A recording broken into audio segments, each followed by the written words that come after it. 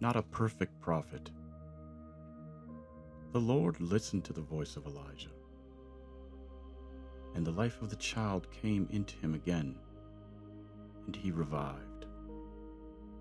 1 Kings 17:22. Elijah sure had a flair for the dramatic. In his first act of prophet of God, Elijah announced to Ahab, "As the Lord the God of Israel lives, before whom I stand, there shall be neither dew nor rain these years, except by my word." To demonstrate that Baal was a false god, Elijah challenged 450 prophets of Baal to a public duel of divine altar lighting. The prophets of Baal went first, and Elijah mocked them in Baal the entire time. When it was Elijah's turn, he insisted that his altar be saturated with water before he called to God to light it on fire.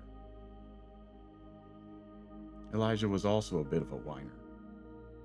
Shortly after Elijah announced the drought, God sent him to live with a widow, promising her that her supply of flour and oil would not run out, and it didn't. When the widow's son became ill and died, however, she accused Elijah of causing the son's death, and Elijah passed the buck to God. God responded to Elijah's cries by bringing the son back to life. After God demonstrated his power in the duel with Baal's prophets, and Elijah killed the prophets, Jezebel threatened to kill Elijah. God's mighty prophet ran for his life. After a day of running, he asked God that he might die. God responded to him by sending angels to feed Elijah. Then Elijah ran again, ending up living in a cave, and complained to God that he was the only faithful person left in Israel. God responded that there were 7,000 others in Israel who had never worshipped Baal. Despite his penchant for being dramatic and whining, Elijah was revered as one of the greatest prophets, if not the greatest prophet, in Israel's history. All of us, even Elijah, have personality traits that are, well, less than perfect. When God calls us, he doesn't expect perfection. He simply wants us to heed the call. Passage. Verse in context. 1 Kings 17:17 through 22. After this, the son of the woman, the mistress of the house, became ill. And his illness was so severe that there was no breath left in him. And she said to Elijah, "What have you against me, O man of God? You have come to me to bring my sin to remembrance and to cause the death of my son?" And he said to her, "Give me your son." And he took him from her arms and carried him up into the upper chamber where he lodged, and laid him down on his bed.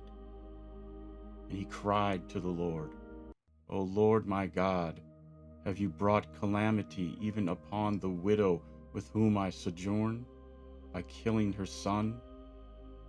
Then he stretched himself upon the child 3 times and cried to the Lord, "O Lord my God, let this child's life come into him again." And the Lord listened to the voice of Elijah, and the life of the child came into him again, and he revived. Related passage.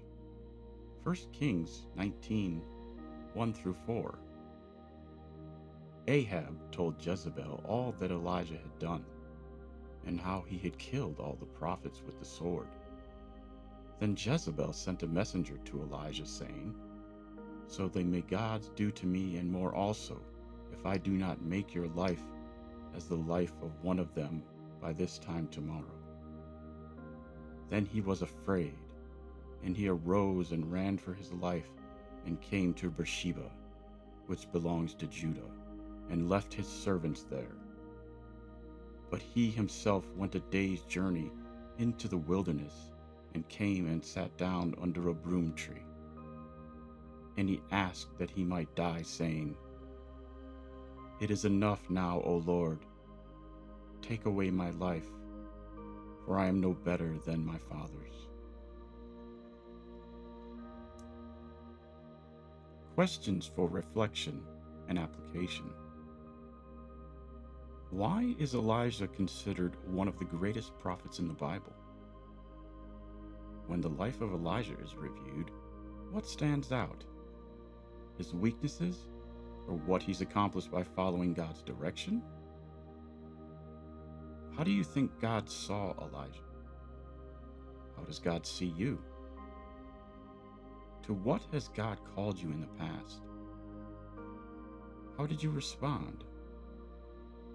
To what is God calling you right now?